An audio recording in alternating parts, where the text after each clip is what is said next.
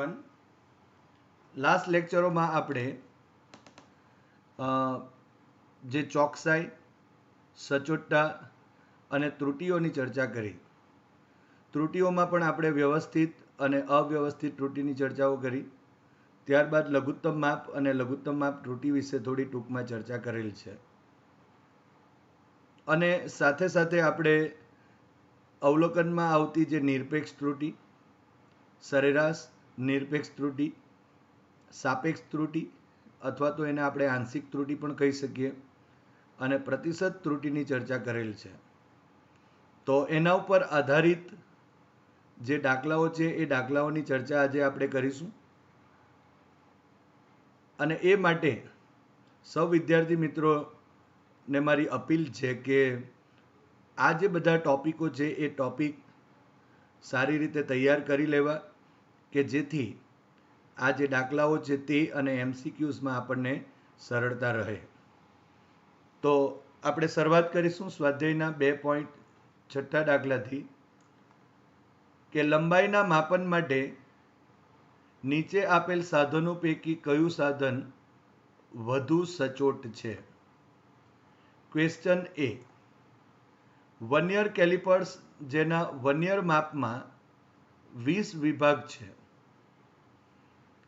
અને બી એક screw gauge જેને આપણે માઇક્રોમીટર પણ કહીએ છીએ, જેનું પેચ અંતર એ 1 mm છે, અને વર્તુળાકાર સ્કેલ પર 100 વિભાગ છે. Question C. એક પ્રકાશીય યંત્ર જે પ્રકાશની તરંગલંબાઈ સુધીની લંબાઈ માપી શકે છે. તો આપણને અહીં 3 ક્વેશ્ચન આપેલા છે, એમાં કયું સાધન વધુ સચોટ હશે લંબાઈના માપન માટે તે આપણે અહીં નક્કી કરવાનું છે. હવે આ જે સાધનો આપેલ છે એ ફિઝિક્સના જે પ્રેક્ટિકલો છે એ પ્રેક્ટિકલો છે. તમારો પ્રેક્ટિકલ નંબર 1 વર્નિયર કેલિપર્સ છે, પ્રેક્ટિકલ નંબર 2 એ માઇક્રોમીટર અથવા તો સ્ક્રૂ ગેજ છે, અને અહીં આપણે માઇક્રોસ્કોપનો પણ ઉપયોગ કરીએ છીએ, આપણે જાણીએ છીએ. તો પહેલી એક વસ્તુ એ કે અહીં વર્નિયર કેલિપર્સ જે છે તે કે સ્ક્રૂ ગેજ હોય કે સ્પેરોમીટર, ત્રીજો પ્રેક્ટિકલ છે તમારે, તો એ બધા પ્રાયોગિક રીતે તમે ઘણું બધું ડિટેલમાં શીખશો. પરંતુ એક વાત અહીં કહી દેવી છે કે વર્નિયર કેલિપર્સ હોય કે સ્ક્રૂ ગેજ હોય કે પછી સ્પેરોમીટર હોય, એ ત્રણમાં આપણે જો વિચારીએ તો એના 2 માપક્રમ હોય છે. એક મુખ્ય માપક્રમ હોય છે અને બીજું વર્નિયર માપક્રમ. જ્યારે વર્નિયર માપક્રમ જે આપણે અહીંયા લખીએ છીએ એ એનો મતલબ કે જે ભાગ એ સાધનમાં ફરે છે, એટલે કે ખસે છે, એટલે કે એમાં બદલાવ થઈ શકે છે, એવું જે માપ છે તેને આપણે વર્નિયર માપક્રમ કહીએ છીએ. અને જે ફિક્સ છે, જે ખસતું નથી, તેને આપણે મુખ્ય માપક્રમ કહીશું. મુખ્ય સ્કેલ પણ આપણે કહી શકાય. વર્નિયરમાં પણ 2 સ્કેલ હશે વર્નિયર કેલિપર્સની અંદર. એક તો મુખ્ય માપપટ્ટી જેને કહીએ અથવા તો મુખ્ય સ્કેલ, અને બીજું વર્નિયર સ્કેલ કહેવાશે. સ્ક્રૂ ગેજમાં પણ એક ભાગ જે મુખ્ય સ્કેલ છે એ ખસતું નથી, અને જે વર્નિયર માપક્રમ છે તે ખસે છે, અને સ્પેરોમીટરમાં પણ એ જ રીતે. તો અહીં આપેલ જે માહિતી છે એ માહિતી ઉપરથી આપણે સૌપ્રથમ સચોટતા જ્યારે મેળવવી હોય ત્યારે આપણે સચોટતાની વ્યાખ્યા આપી હતી, ત્યારે વાત કરી હતી કે જો કોઈ સાધન કેટલું સચોટ છે એ જો જાણવું હોય તો એના માટે એની લઘુત્તમ માપ શક્તિ આપણે શોધવી પડે.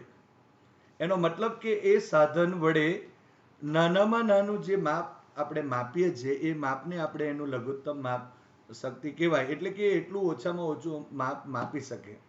એને આપણે સીમા અથવા તો લિમિટ્સ બી કીધેલું, અથવા તો રિઝોલ્યુશન, અથવા તો એને આપણે વિભેદન પણ કહી શકાય. તો ક્વેશ્ચન એ લઈએ.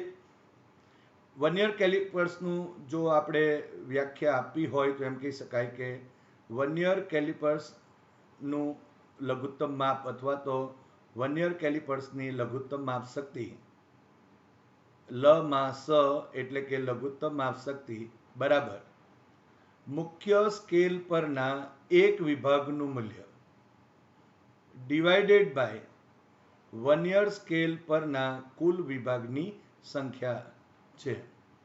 તો આ રીતે આપણે વર્નિયર કેલિપર્સની લઘુત્તમ માપ શક્તિ શોધી શકાય. હવે મુખ્ય સ્કેલ એટલે આપણે જે માપપટ્ટી હોય એ જ રીતે મીટર પટ્ટી જેવું જ હોય.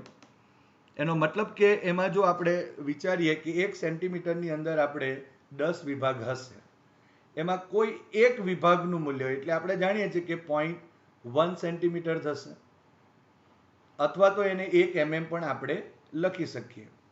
અને વર્નિયર કેલિપર્સના વર્નિયર સ્કેલ પરના કુલ વિભાગની સંખ્યા, વર્નિયર સ્કેલ એટલે કે આપણે આગળ ચર્ચા કરી તે પ્રમાણે જે ખસે છે તે ભાગ, તો એના ઉપરના કાપાની કુલ સંખ્યા અહીં આપણને આપેલ છે.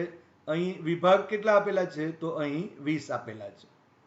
માટે જો વર્નિયર કેલિપર્સ ની લઘુત્તમ માપ શક્તિ શોધવી હોય તો ઇઝ ઇક્વલ ટુ મુખ્ય સ્કેલ એટલે 0.1 સેન્ટીમીટર છે અને ડિવાઇડેડ બાય અહીં વર્નિયર સ્કેલ પરના કુલ વિભાગની સંખ્યા એટલે 20 થશે.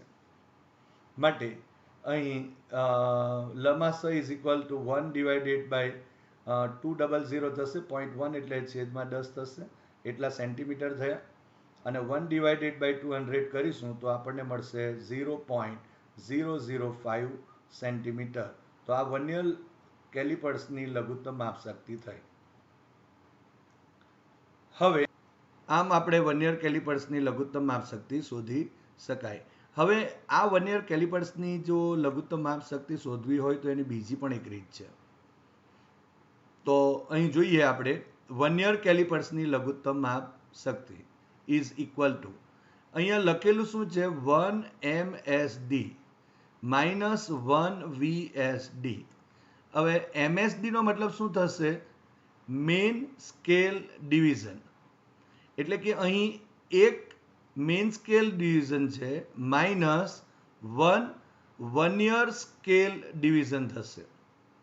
એટલે કે અહીં આપણે જે કિંમત એક મેઇન સ્કેલ ડિવિઝનની છે એમાંથી એક વર્નિયર સ્કેલ ડિવિઝનની કિંમતને બાદ કરવાની છે. સો is equal to 1 MSD minus, હવે અહીં જો આપણે વિચારી લઈએ કે ધારો કે વર્નિયર સ્કેલ ઉપર 20 કાપા છે. અહીં જો ધારો કે 1 MSD બરાબર જો 1 mm હોય, ધારો કે 1 mm છે, તો અહીં શું થશે કે જે 20 વિભાગ છે એની ટોટલ જે લેન્થ છે એ ટોટલ લેન્થ 19 mm જેટલી હશે. એનો મતલબ કે આપણે અહીં એક જો વર્નિયર સ્કેલનો વિભાગ એક વિભાગ જો લેવો હશે તો આપણે શું લખવું પડશે? 19/20 MSD લખવું પડશે. એટલે અહીં 19 ડિવાઇડેડ બાય 20 MSD થશે. ફરી એકવાર અહીં ધારો કે 1 mm જેટલું MSD છે, એટલે કે 0.1 સેન્ટીમીટર, પણ આપણે અહીં mm માં લઈએ તો 1 mm જેટલું મેઇન સ્કેલ ડિવિઝનનું માપ છે. તો વર્નિયર સ્કેલ ડિવિઝનમાં કેટલા કાપા છે? એટલે કે અહીંથી આપણે જો આમ વિચારીએ તો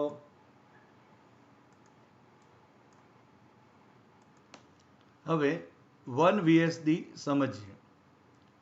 તો અહીં તો આપણા પાસે 1 MSD નો મતલબ શું થયો? 1 mm છે. પરંતુ અહીં જે 1 VSD એટલે કે વર્નિયર સ્કેલ ડિવિઝન બરાબર કેટલા? તો અહીં આપણને 20 વિભાગ આપેલા છે, આ તમે જોઈ શકો છો. પણ આ જે 20 વિભાગો જે અહીંથી અહીંયા સુધીના છે ત્યાં જે અંતર હશે એ અંતર માત્ર 19 mm જેટલું જ હશે. એટલે કે 19 mm જેટલા અંતરમાં આપણને 20 જેટલા શું આપેલા છે? આ 20 જેટલા વિભાગો આપેલા છે. તમે જોઈ શકો છો, આ 1 2 3 4 5, એ જ રીતે આ 5 5 10 15 અને આ 20 થયા. તો 20 વિભાગની લંબાઈ આપણે એમ કહી શકાય અહીં 19 mm હોય છે. માટે જો એક વિભાગની કિંમત, એટલે આપણે ધારો કે આ એક વિભાગની કિંમત કરવી હોય તો 19 તો છે, એટલે 19 અહીં 19 mm અને ભાગ્યા આ 20 જે આપેલા છે તે કરવા પડે. હવે ધારો કે અહીં એવું આપેલું હોય કે 10 વિભાગ આપેલા છે, તો અહીં જે લંબાઈ હશે એ 9 mm જેટલી હશે. માટે આપણે શું લખી શકીશું? 9/10 અહીં mm લખાશે. એનો મતલબ કે અહીં આપણે શું લખી શકાશે? 20 જો વિભાગ આપેલા હશે તો 19/20 MSD થશે. હવે લસાવો લઈ લઈએ અહીંયા, તો 20 MSD માઇનસ અહીં 19 MSD ડિવાઇડેડ બાય અહીં 20 થશે. એટલે અહીં જો આપણે કહીએ તો 20 MSD minus 19 MSD is equal to 1 અને divided by 20 MSD. Main scale ડિવિઝનનું જે કિંમત છે તે આપણે કીધું તે પ્રમાણે 1 mm જેટલું છે. સો અહીં 1/20 ઇન્ટુ 1 mm થઈ ગયું. માટે ફરી એકવાર 1 ડિવાઇડેડ બાય 20 ઇન્ટુ 0.1 સેન્ટીમીટર થશે, કારણ કે 1 mm બરાબર 0.1 સેન્ટીમીટર. માટે અહીં લઘુત્તમ માપ શક્તિ is equal to 1/200 centimetre. So vernier કેલિપર્સની લઘુત્તમ માપ શક્તિ બરાબર અહીં 0.005 સેન્ટીમીટર થશે આ જે કિસ્સાની અંદર. તો આ બીજી રીતનો ઉપયોગ બી કરી શકો તમે, એના પ્રમાણે બી શોધી શકાય. આ લઘુત્તમ માપ શક્તિનું મૂલ્ય બદલાય છે. આ વર્નિયર કેલિપર્સ જે બદલાતા હોય તો લઘુત્તમ માપ શક્તિ પણ એની બદલાઈ શકે. ક્યારે? કે જો એના જે વર્નિયર સ્કેલના કાપાની કિંમત ધારો કે બદલાયા કરતી હોય તો. કોઈ વાર 10 પણ હોય, 20 પણ હોય, 50 પણ હોઈ શકે. તો એના ઉપરથી આપણે, અને વર્નિયર સ્કેલના જે મુખ્ય માપક્રમ છે અથવા તો મુખ્ય સ્કેલ છે તેના એક વિભાગની કિંમત પણ અમુક વખત બદલાઈ શકે. આપણે જ્યારે માપપટ્ટીની વાતો કરીએ છીએ તો જનરલી એ 0.1 સેન્ટીમીટર બોલીએ છીએ અથવા તો 1 mm કહીએ છીએ. પણ ધારો કે એ 1 સેન્ટીમીટરની અંદર પણ જો 10 કાપાની જગ્યાએ 20 કાપા હોય તો 1 mm બોલાતું નથી, ત્યારે 0.5 mm કહેવાશે. તો આ રીતે બદલાવ હોઈ શકે. પણ આપણે યાદ રાખવાનું શું છે કે મુખ્ય સ્કેલ પરના એક વિભાગનું મૂલ્ય ભાગ્યા જો આપણે કરીશું વર્નિયર સ્કેલ પરના કુલ કાપાની સંખ્યા, એ જ આપણે વર્નિયર કેલિપર્સની લઘુત્તમ માપ શક્તિ કહેવાશે. તો આપણે ઘણી ડિટેલમાં ચર્ચા કરી નાખી. આ બધી ચર્ચાઓ તમને પ્રયોગ જ્યારે કરશો ત્યારે લેબની અંદર તમને આ પાછું એકવાર શીખવવામાં આવશે જ. પણ આ રીતે આપણે જ્યારે શોધીએ છીએ, આપણને આ જનરલી કોમ્પિટિટિવમાં પણ સવાલો આવે છે, તેમાં આ બાબતોનું ઘણું મહત્ત્વ છે. અને એટલા માટે જ મેં આજે વિસ્તારથી તમને બીજી રીત પણ બતાવી છે. ઘણી બુક અને ઘણી રેફરન્સમાં તમે કોમ્પિટિટિવ બુકમાં આ રીતનો ઉપયોગ જોશો. અને એટલા માટે આપણે બીજી રીત પણ આજે શીખી રહ્યા છે કે જેના લીધે તમે જ્યારે કોમ્પિટિટિવની તૈયારી કરો તો તમને વધારે એમાં ખબર પડે. ઓકે, તો હવે ક્વેશ્ચન નંબર બી પર જઈએ. તો માઇક્રોમીટર અથવા તો સ્ક્રૂ ગેજની લઘુત્તમ માપ શક્તિ. હવે અહીં થોડી ભાષા આપણને બદલેલી છે. આપણને અહીં પેચ અંતર શબ્દ આપેલું છે. હવે આ પેચ અંતર એટલે જે વર્નિયર કેલિપર્સમાં આપણે મુખ્ય માપપટ્ટી અથવા તો મુખ્ય સ્કેલ પરનું જે એક વિભાગનું મૂલ્ય છે એ જ વાત અહીં સ્ક્રૂ ગેજની અંદર પેચ અંતર બોલાય છે. અને એ આપણને અહીં આપેલ છે 1 mm જેટલું આપેલ છે. અને ડિવાઇડેડ બાય અહીં વર્તુળાકાર સ્કેલ પરના કુલ વિભાગની સંખ્યા, જે આપણને અહીં 100 આપેલી છે. હવે આ સૂત્ર અને જે વર્નિયર કેલિપર્સનું લગભગ સેમ છે, પણ આની વાક્ય રચના થોડી જુદી છે. પેચ અંતર એટલે જે સ્ટેડી છે, જે ફિક્સ છે, જે મુખ્ય સ્કેલ છે એના એક વિભાગનું મૂલ્ય છે આ. અને વર્તુળાકાર સ્કેલ એટલે એના ઉપર જે વર્તુળાકાર સ્કેલ જે ફરે છે, જેને આપણે વર્નિયર સ્કેલ બી કહી શકીએ, એ વર્તુળાકાર સ્કેલ પરના કુલ વિભાગની સંખ્યા અહીં 100 આપેલ છે. કોઈ વાર 20 પણ આપી શકે, કોઈ 25 પણ હોઈ શકે, 50 પણ હોઈ શકે.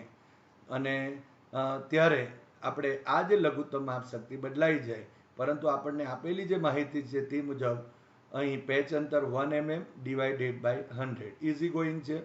માટે સ્ક્રૂ ગેજની લઘુત્તમ માપ શક્તિ બરાબર 0.1 સેન્ટીમીટર થશે, 1 mm એટલે, અને ડિવાઇડેડ બાય 100, અને નીચે છેદમાં લઈ જઈએ તો 1 ડિવાઇડેડ બાય 1000 સેન્ટીમીટર થશે, અને 100 માઇક્રોમીટર અથવા તો સ્ક્રૂ ગેજની લઘુત્તમ માપ શક્તિ ઇઝ ઇક્વલ ટુ 0.001 સેન્ટીમીટર થશે. તો આમ અહીં આપણે વર્નિયર માટે 0.005 સેન્ટીમીટર છે, અને જે સ્ક્રૂ ગેજ છે એની લઘુત્તમ માપ શક્તિ 0.001 સેન્ટીમીટર છે. હવે ક્વેશ્ચન સી, જે પ્રકાશની તરંગ લંબાઈ છે એને આપણે લેમ્બડા વડે દર્શાવીએ છીએ, ઇઝ ઇક્વલ ટુ 10⁻⁻5 સેન્ટીમીટર ક્રમની હોય છે. 10⁻⁷ મીટર પણ આપણે કહી શકીએ, પણ અહીં આપણે સેન્ટીમીટરમાં માપક્રમ લીધેલા છે, માટે લેમ્બડા ઇઝ એપ્રોક્સિમેટલી 10⁻⁵ સેન્ટીમીટર ક્રમની હોય છે. એટલે કોઈ પણ જે પ્રકાશીય સાધન છે એની લઘુત્તમ માપ શક્તિ જો આપણે વિચારીએ તો 10⁻⁵ સેન્ટીમીટર જેટલી થાય. સો ઇઝ ઇક્વલ ટુ દશાંશમાં લખવું હોય તો 0.0000 અને 1 સેન્ટીમીટર જેટલી થશે. હવે આપણે જાણીએ છીએ કે જે સાધનનું લઘુત્તમ માપ સૌથી ઓછું હોય તો તેના વડે મપાયેલ જે માપન છે એ સૌથી વધુ સચોટ કહેવાય છે. હવે આપણે જે અહીં આ જે એક્ઝામ્પલ હતો એની અંદર વર્નિયર કેલિપર્સની લઘુત્તમ માપ શક્તિ 0.005 સેન્ટીમીટર હતી. માઇક્રોમીટર અથવા તો સ્ક્રૂ ગેજની લઘુત્તમ માપ શક્તિ 0.001 સેન્ટીમીટર હતું, અને પ્રકાશીય સાધન છે એની લઘુત્તમ માપ શક્તિ 0.00001 સેન્ટીમીટર જેટલી છે. તો એનો મતલબ એમ થયો કે અહીં આ ત્રણ વર્નિયર કેલિપર્સ, માઇક્રોમીટર અથવા સ્ક્રૂ ગેજ કે પ્રકાશીય સાધનમાંથી કયું સાધન વધુ સચોટ ગણાય, તો આપણે અહીં કીધું તે પ્રમાણે જેની લઘુત્તમ માપ શક્તિ સૌથી ઓછી, તમે જોઈ શકો છો અહીં કે પ્રકાશીય સાધનની લઘુત્તમ માપ શક્તિ સૌથી ઓછી છે, અને તેથી આપણે એમ કહેવાય કે તેનાથી માપેલી જે લંબાઈ હશે એ લંબાઈની સચોટતા સૌથી વધુ હશે. હવે ઉદાહરણ નંબર 2.6 જોઈએ. રાષ્ટ્રીય પ્રયોગશાળામાં આવેલી પ્રમાણભૂત ઘડિયાળ સાથે 2 ઘડિયાળોનું પરીક્ષણ કરવામાં આવે છે. પ્રમાણભૂત ઘડિયાળ જ્યારે બપોરના 12:00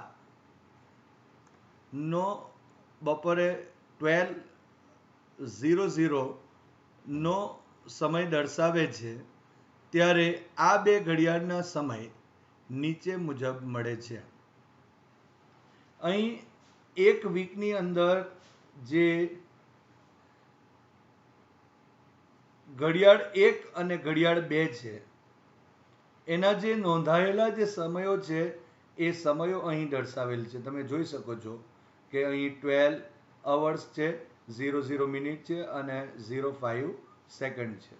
એ જ રીતે ઘડિયાળ 2 ની અંદર જે નોંધાયેલો સમય છે એ 10 અવર 15 મિનિટ અને 06 સેકન્ડ છે. એ જ રીતે મંગળવારે, એ જ રીતે બુધ, ગુરુ, શુક્ર, શનિ અને રવિ, એટલે કે એક વીક માટેના આ સમયો નોંધાયેલા છે કે જ્યારે ઘડિયાળ 1 ની અંદર 12 અવર 01 મિનિટ અને 15 સેકન્ડ હોય, ત્યારે બીજા ઘડિયાળમાં 10 અવર 14 મિનિટ અને 59 સેકન્ડ નોંધાય છે.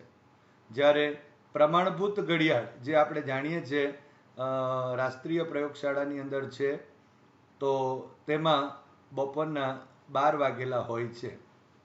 તો આ રીતે જે એક વીકની અંદર જે નોંધાયેલા જે સમયો છે તે અહીં દર્શાવેલ છે.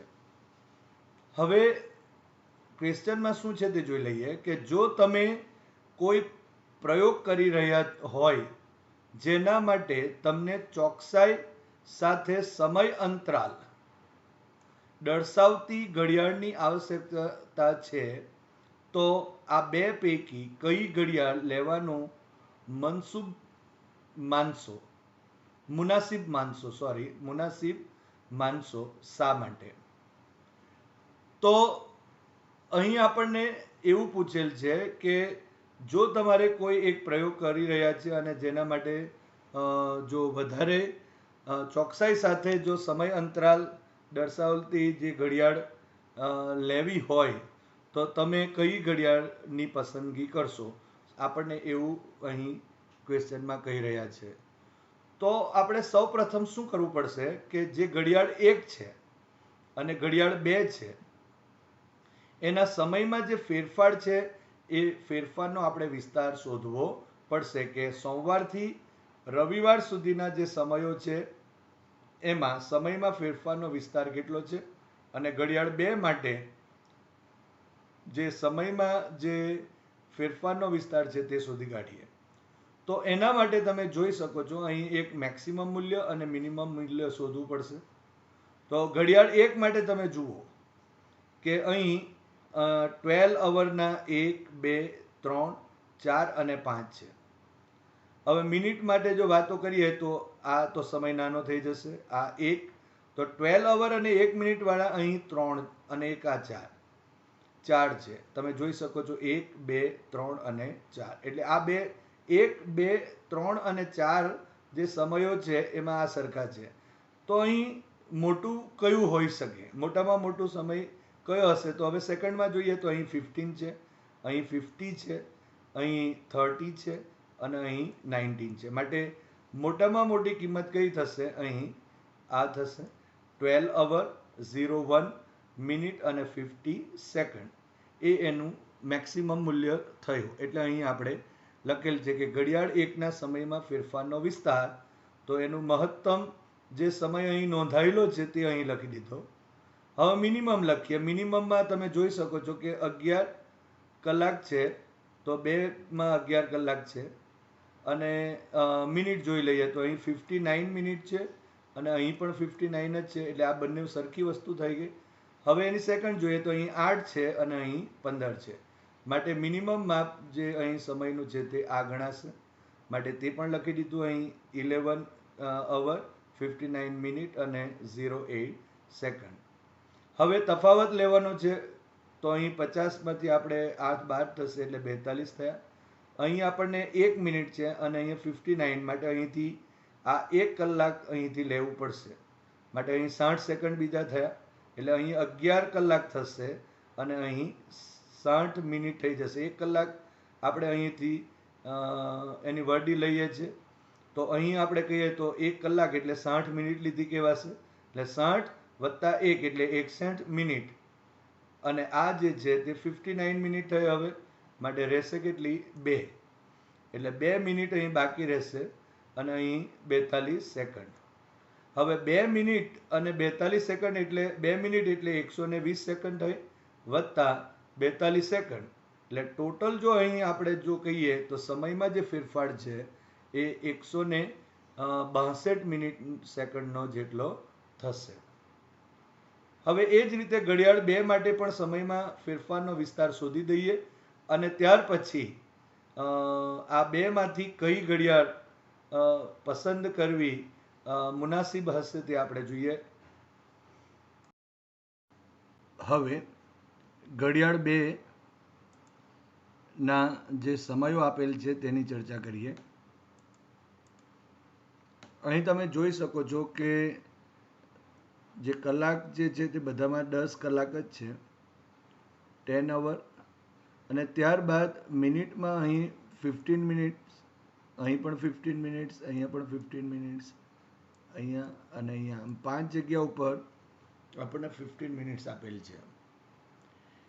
એટલે હવે જો આપણે અહીં જો મેક્સિમમ કિંમત જે શોધવાની છે એટલે કે મેક્સિમમ સમય કેટલો છે એ જો શોધવું હોય તો અહીં 10 અવર 15 minute 10 hour 15 minute, 10 hour 15 minute, અહીં પણ 10 hour 15 મિનિટ અને અહીં પણ 10 hour 15 મિનિટ આપેલ છે. માટે હવે સેકન્ડ આપણે જોઈ લઈએ. તો અહીં 6 છે સેકન્ડ, 6 સેકન્ડ છે, અહીં 18, અહીં 17, અહીં 24 છે અને અહીં 11 સેકન્ડ છે. માટે અહીં સેકન્ડ વધારે છે, 24 સેકન્ડ થયું. માટે મેક્સિમમ આ થશે. ઘડિયાળ 2 માટે સમય મેક્સિમમ આ 10 hour 15 મિનિટ એન્ડ 24 સેકન્ડ થશે. હવે બાકીના જે બે સમયો છે એમાં 10 hour, અહીં 10 hour, તો અહીં પણ 10 hour છે, અહીં 14 મિનિટ, તો અહીં પણ 14 મિનિટ છે. પરંતુ તમે જોઈ શકો છો કે અહીં 59 સેકન્ડ છે અને અહીં 53 સેકન્ડ છે. માટે હવે જે ઘડિયાળ 2 માટેનો મિનિમમ સમય જે થશે એ 10 hour 14 મિનિટ એન્ડ 53 સેકન્ડ જેટલો થશે. તો હવે ઘડિયાળ 2 ના સમયમાં ફેરફારનો જે વિસ્તાર છે એની આપણે ચર્ચા કરીએ. માટે ઘડિયાળ 2 ના સમયમાં ફેરફારનો વિસ્તાર, તો અહીં મહત્તમ મૂલ્ય લઈએ તો 10 કલાક 15 મિનિટ અને 24 સેકન્ડ માઇનસ 10 કલાક 14 મિનિટ અને 53 સેકન્ડ લખીશું. તો અહીં તમે જોઈ શકો છો કે અહીં આપણે 1 મિનિટ અહીંથી વધી લઈએ છીએ. માટે અહીં 60 સેકન્ડ થશે.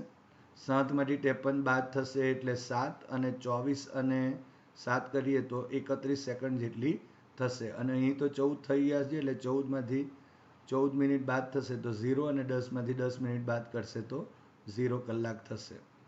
માટે ઘડિયાળ 1ના સમયમાં ફેરફારનો વિસ્તાર 162 સેકન્ડ હતો, જ્યારે અહીં 31 સેકન્ડ મળે છે.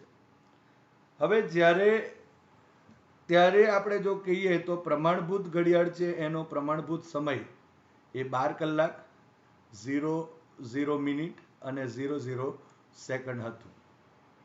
જ્યારે ઘડિયાળ 1ના સમયના માપનમાં ફેરફાર જો કહીએ તો આપણે કીધું તે પ્રમાણે 162 સેકન્ડ છે અને ઘડિયાળ 2ના સમયના માપનમાં ફેરફાર 31 સેકન્ડ છે. માટે આપણે જાણીએ છીએ કે જે ઘડિયાળના માપનમાં ફેરફાર ઓછો હોય તે ઘડિયાળ વધુ ચોક્કસ ગણાય. તેથી સમય માપન માટે ઘડિયાળ આપણે 2 પસંદ કરવું જોઈએ. હવે એક ક્વેશ્ચન ઊભો અહીં થાય કે જે પ્રમાણભૂત સમય છે તે તો 12 કલાક છે અને ઘડિયાળ 1ની અંદરના જે સમયો આપેલા છે તે બી એપ્રોક્સિમેટલી 12 જે કલાક છે એની નજીક જ છે. તો તે શા માટે નહીં? તો આપણે એમ કહી શકાય કે અહીં સમયના અંતરાલની વાતો થઈ છે, એટલે એનો જે માપનમાં જે ફેરફાર છે તે અહીં ઘણો મોટો છે. જ્યારે આ જે આપણે ધારો કે અહીં અત્યારે ઘડિયાળ 2ની વાત કરીએ તો જ્યારે આપણે પ્રમાણભૂત ઘડિયાળની અંદર 12 વાગેલા હશે ત્યારે આ ઘડિયાળની અંદર બતાવેલા કેટલા છે? 10. તો અહીં જે આપણને આપેલા જે માપ છે એ માપની અંદર અહીં તફાવત ઓછો છે, માટે એ વધુ ચોક્કસ ગણાશે. એટલે જો ધારો કે આપણે જ્યારે અહીં 12 વાગેલા હોય એટલે આ જે છે એને એની શૂન્ય અંક ત્રુટિ કહેવાય, કે જેનું ચોકસાઈ સાથે કોઈ લેવા દેવા નથી. એને આપણે બદલી શકીએ. ધારો કે આની અંદર ચોકસાઈ વધારે છે એમ કહેવાય, આ ઘડિયાળની અંદર જે સમયના માપનનો ફેરફાર ઓછો છે માટે વધુ ચોક્કસ ગણાશે. તો અહીં જો ધારો કે આ જે શૂન્ય અંકની જે ત્રુટિ કહેવામાં આવે છે ને એ આપણે બદલી શકીએ. ધારો કે જ્યારે 12 વાગેલા હોય અને આમાં 2 કલાક જો આપણે ઉમેરી દઈએ તો અહીં આપણને જે તફાવત મળશે તમે જોઈ શકો છો એમાં કોઈ ચેન્જ આવશે નહીં.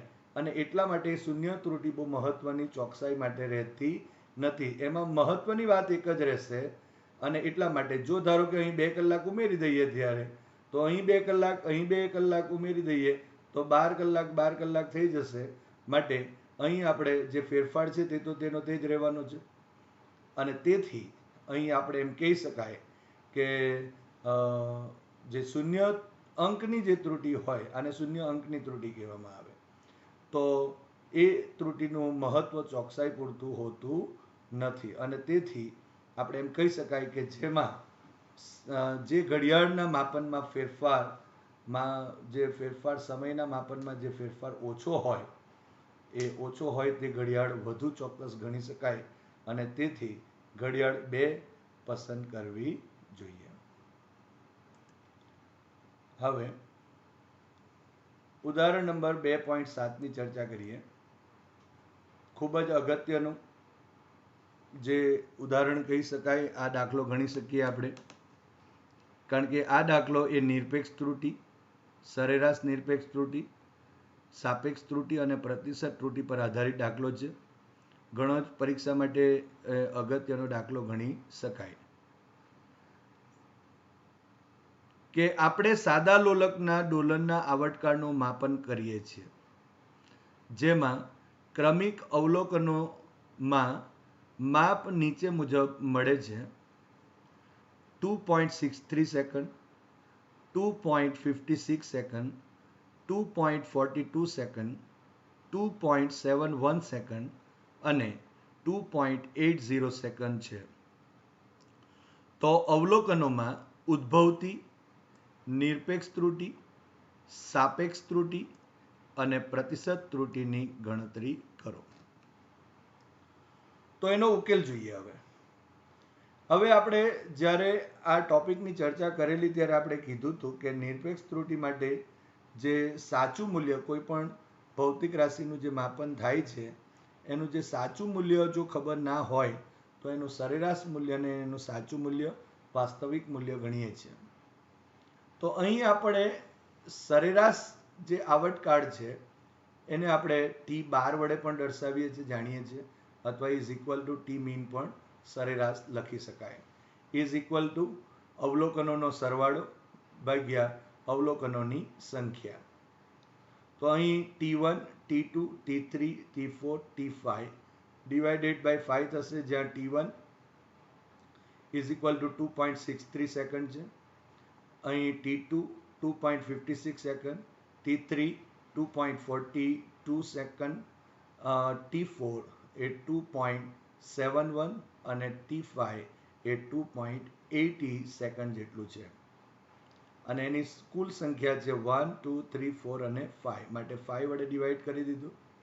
હવે આ અંશમાં જો સરવાળો કરી દઈએ તો અહીં 13.12 આવે છે અને સંખ્યા 5 છે, માટે ટી મીન અથવા T12 ઇઝ ઇક્વલ ટુ અહીં 13.12 divided by 5. So T mean is equal to 2.624 જેટલું થશે. હવે જો રાઉન્ડ ઓફ કરી નાખીએ તો આપણે જાણીએ છીએ રાઉન્ડ ઓફ માટેના નિયમો ખબર હોવા જોઈએ. આપણે જાણીએ છીએ કે જો 5 કરતાં પાછળની કિંમત જો 5 કરતાં મોટી હોય તો આગળના અંકમાં 1 ઉમેરી દઈએ છીએ. જો 5 કરતાં નાની હોય તો આપણે એમાં કોઈ ફરક પડતો નથી. અને જો 5 હોય તો એમાં 2 ઓપ્શન હશે કે જ્યારે એકી સંખ્યા આગળની સંખ્યા હોય તો 1 ઉમેરાશે, પણ બેકી સંખ્યા હોય તો 1 અંક ઉમેરાશે નહીં. તો આ રીતે તમે રાઉન્ડ ઓફ કરી શકો છો.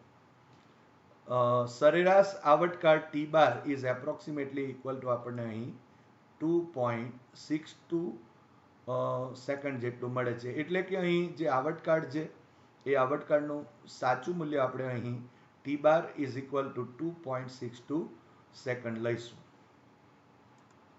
હવે દરેક માપનમાં રહેલી નિરપેક્ષ ત્રુટિ શોધીએ. તો દરેક જે માપન છે તેમાં આપણે અહીં સૌપ્રથમ નિરપેક્ષ ત્રુટિને ડેલ્ટા T1 વડે દર્શાવીએ.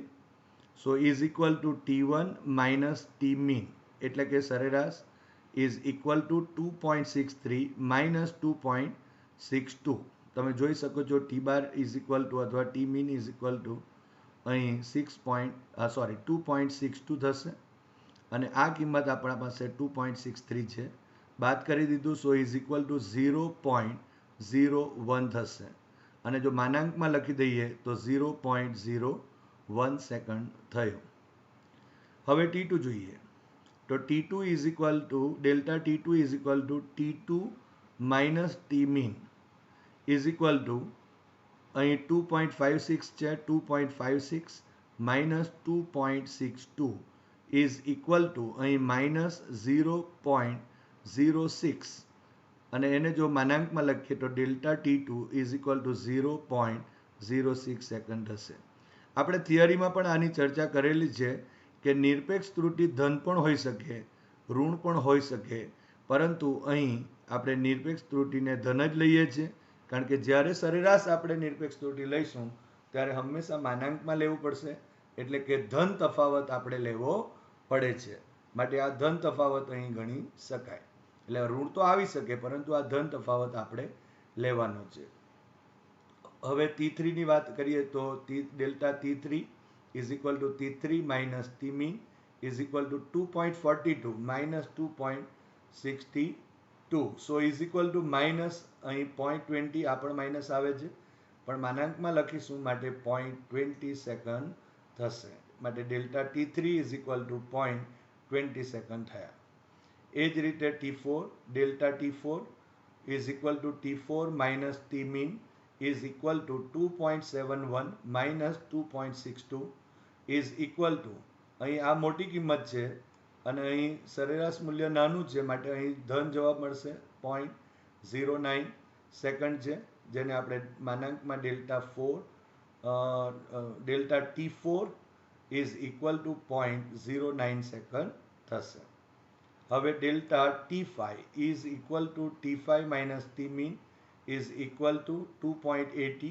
આ પણ તમે જોઈ શકો છો મોટું મૂલ્ય છે, minus 2.62. So is equal to 0.18 second થશે. ઇમ્પ્લાઇઝ કરીએ તો માનાંકમાં delta T5 is equal to 0.18 second થશે. આમ અહીં આપણને ધન પણ મળે છે અને ઋણ પણ નિરપેક્ષ ત્રુટિ મળે છે, પણ અહીં આપણે નિરપેક્ષ ત્રુટિ હંમેશા ધન જ લઈએ છીએ, કારણ કે આ જે તફાવત છે તે ધન તફાવત ગણાશે. હવે સરેરાશ નિરપેક્ષ ત્રુટિ જોઈએ તો એને આપણે ડેલ્ટા T બાર વડે દર્શાવીશું. So is equal to delta T mean is equal to માનાંકમાં delta T1 plus delta T2 plus delta T3 delta T4 અને પ્લસ ડેલ્ટા T5. આ પણ માનાંકમાં જ હશે.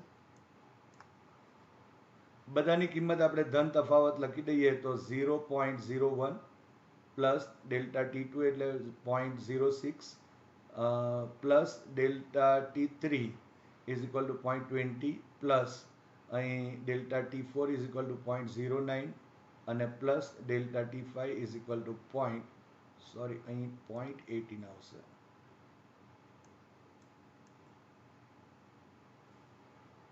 સો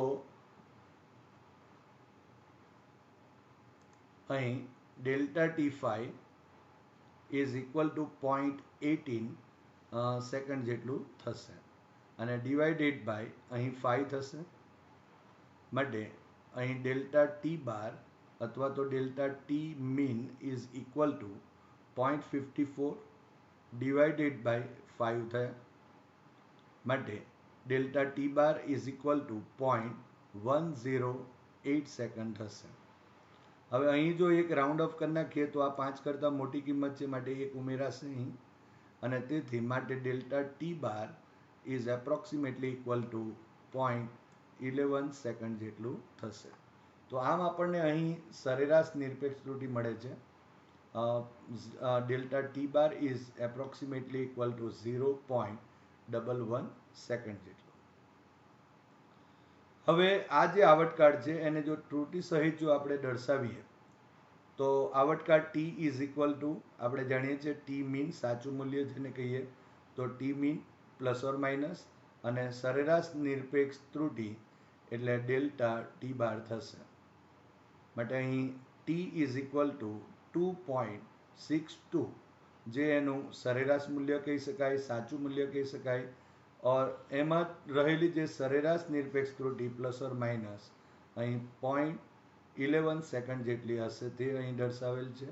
માટે total t is equal to 2.62 plus or minus 0.11 second જેટલું થશે. એટલે આનું મૂલ્ય જો આપણે કેવું હોય તો આવર્તકાળનું મૂલ્ય એ 2.62 પ્લસ 0.11 અને અહીં જો આપણે 2.62 માઇનસ 0.11 એની વચ્ચે હશે એમ કહી શકાય. હવે સાપેક્ષ ત્રુટિ અથવા તો આપણે એને જે આંશિક ત્રુટિ કહીએ છીએ તે મેળવીએ. માટે સાપેક્ષ ત્રુટિ જેને આપણે આ ટાઈપના ડેલ્ટા વડે દર્શાવીએ છીએ, તો delta T is equal to delta T bar divided by T bar અથવા તો delta T mean divided by T mean લખાશે, સરેરાશ એટલે. So delta T is equal to 0.11 divided by જે ડેલ્ટા ટી મીનની કિંમત છે અને T mean is equal to 2.62 લખાશે. હવે જો અહીં જો આપણે 0.11 ડિવાઇડેડ બાય 2.62 કરીશું તો delta T is equal two 0.04198 મળે છે. હવે આમાં પણ રાઉન્ડ ઓફ કરી નાખીએ તો અહીં 8 છે તો અહીં 5 કરતાં મોટી કિંમતમાંથી એક ઉમેરાશે એટલે અહીં 9 ના 10 થશે, માટે અહીં 2 થશે એટલે કે 19 ના 20 થયા. માટે delta T is approximately equal to 0.042 જેટલું થશે. આપણે જાણીએ છીએ કે અહીં જે સાપેક્ષ ત્રુટિ છે એના એકમ નથી હોતા, કારણ કે ઉપર પણ સમય છે નીચે પણ સમય, માટે કેન્સલ આઉટ થશે. એ જ રીતે પ્રતિશત ત્રુટિની અંદર પણ એકમ હોતા નથી. નિરપેક્ષ ત્રુટિની અંદર આપણે એકમ હશે. તો અહીં પ્રતિશત ત્રુટિમાં જો આપણે કહીએ તો પ્રતિશત ત્રુટિ ઇઝ ઇક્વલ ટુ અહીં સાપેક્ષ ત્રુટિ ગુણ્યા 100% ગણાશે. માટે ડેલ્ટા ટી ઇન્ટુ 100%, અને સો ઇઝ ઇક્વલ ટુ અહીં લખવું હોય તો લખી શકાય delta T bar by T bar into 100%. એટલે કે સાપેક્ષ ત્રુટિને જ્યારે ટકામાં દર્શાવવામાં આવે ત્યારે એ પ્રતિશત ત્રુટિ બની જાય છે. માટે અહીં પ્રતિશત ત્રુટિ ઇઝ ઇક્વલ ટુ 0.042 આ જે આપણે કિંમત મેળવેલી છે એ, અને ઇન્ટુ 100%. હવે અહીંયા જો જોવું હોય તો આપણે કહી શકાય દશાંશ પદ્ધતિ પ્રમાણે કે આ દશાંશ ચિહ્ન અહીંયા છે. જો મારે અહીં 2 સ્ટેપ જમણી બાજુ જો ખસીએ તો અહીં 10⁻² થશે અને આ 10⁻² ગણાય, માટે કેન્સલ આઉટ થશે. માટે પ્રતિશત ત્રુટિ ઇઝ ઇક્વલ ટુ 4.2% આવે છે.